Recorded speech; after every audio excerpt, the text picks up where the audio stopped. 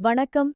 இந்திய நாடாளுமன்றத்தின் மாநிலங்களவையில் இன்று அரங்கேறிய அனல் பறக்கும் விவாதங்கள் குறித்த முக்கியச் செய்திகளைப் பார்க்கலாம். தொடர்ந்து பல நாட்களாக நாடாளுமன்றத்தின் இரு அவைகளும் முடங்கியுள்ள நிலையில் இன்று மாநிலங்களவையில் ஒரு பெரிய வாக்குவாதம் ஏற்பட்டது. எதிர்க்கட்சித் தலைவர் மல்லிகார்ஜுன் கார்கே லோக்சபா விவகாரங்களை முன்வைத்து ஆளும் பாஜக அரசை கடுமையாகச் சாடினார். ராகுல் காந்தி பேசும்போது மட்டும் அரசுக்கு ஏன் குஜிலி அல்லது அரிப்பு எடுக்கிறது என்று கார்கே கேள்வி எழுப்பினார். இந்த கருத்து மாநிலங்களவையில் கடும் அதிர்வலைகளை ஏற்படுத்தியது. ஆளும் தரப்பு உறுப்பினர்கள் இதற்கு கடும் கண்டனம் தெரிவித்தனர். கார்கேவின் வார்த்தை பிரயோகம் அவையின் மாண்பை குலைப்பதாக பாஜக அமைச்சர்கள் வரிந்து கட்டிக்கொண்டு எழுந்தனர். இதற்கு பதிலளித்துப் பேசிய பாஜக தலைவர் ஜே.பி. நட்டா எதிர்க்கட்சிகளின் அணுகுமுறையை மிகக் கடுமையாக விமர்சித்தார். ஒரு ஆபோத் பாலக் அல்லது அரியா பிள்ளையிடம் காங்கிரஸ் கட்சி கைதியாகிவிடக்கூடாது என்று நட்டா கார்கேவிடம் கூறினார். நட்டாவின் இந்த அரியா பிள்ளை என்ற வார்த்தை ராகுல் காந்தியைச் சுட்டிக்காட்டுவதாக அரசியல் வட்டாரங்களில் பார்க்கப்படுகிறது. லோக்சபா விவகாரங்களை மாநிலங்களவையில் விவாதிப்பது சட்டவிரோதமானது என்று நட்டா தனது வாதத்தை முன்வைத்தார்.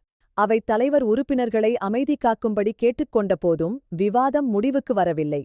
முன்னாள் இராணுவ தளபதி நரவணேவின் புத்தகம் மற்றும் சீனா எல்லைப் பிரச்சினை குறித்துப் பேச ராகுல் காந்திக்கு அனுமதி மறுக்கப்பட்டதே இதற்குத் தொடக்கம்.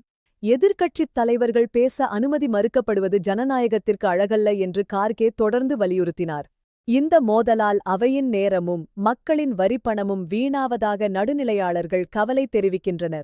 நாடாளுமன்றம் ஒரு நிமிடம் முடங்குவதற்கு பல லட்சம் ரூபாய் செலவாகிறது என்பது குறிப்பிடத்தக்கது. கடந்த காலங்களிலும் அதானி விவகாரம், விலைவாசி உயர்வு போன்ற பல காரணங்களால் சபை முடங்கியுள்ளது. காற்று மாசுபாடு போன்ற முக்கிய பிரச்சினைகள் குறித்து விவாதிக்க வேண்டிய நேரத்தில் இத்தகைய மோதல்கள் ஏற்படுகின்றன. இந்த குஜிலி மற்றும் அபோத் பாலக் போன்ற வார்த்தைகள் அரசியல் களத்தின் தரம் குறித்து கேள்விகளை எழுப்புகின்றன. அரசியல் முதிர்ச்சியின்மையை நட்டா சுட்டிக்காட்டிய விதம் மிகவும் கூர்மையானது என்று ஆய்வாளர்கள் கூறுகின்றனர். மற்ற எதிர்க்கட்சிகளும் கார்கேவின் கருத்துக்கு ஆதரவாக சபையில் குரல் கொடுத்தனர். இந்த விவாதங்கள் சமூக வலைதளங்களில் வைரலாகி பொதுமக்களிடையே பெரும் விவாதத்தை ஏற்படுத்தியுள்ளது. அரசியல் தலைவர்களின் இத்தகைய வார்த்தைப் போர்கள் ஆரோக்கியமான விவாதங்களை தடுக்கின்றன என்று மக்கள் கருதுகின்றனர். நாடாளுமன்றம் என்பது சண்டையிடும் இடமல்ல, நாட்டின் பிரச்சினைகளை தீர்க்கும் இடமாக இருக்க வேண்டும். உலகின் மிகப்பெரிய ஜனநாயக நாடான இந்தியாவின் நாடாளுமன்ற நடவடிக்கைகள் உலக நாடுகளால் உன்னிப்பாக கவனிக்கப்படுகின்றன. வரும் நாட்களில் இரு தரப்பும் இறங்கி வந்து சபையைச் சுமூகமாக நடத்த முன்வருவார்களா என்பதை பொறுத்திருந்துதான் பார்க்க வேண்டும். அடுத்தடுத்த தேர்தல்களை மனதில் வைத்து இத்தகைய அரசியல் வியூகங்கள் வகுக்கப்படுவதாகத் தெரிகிறது.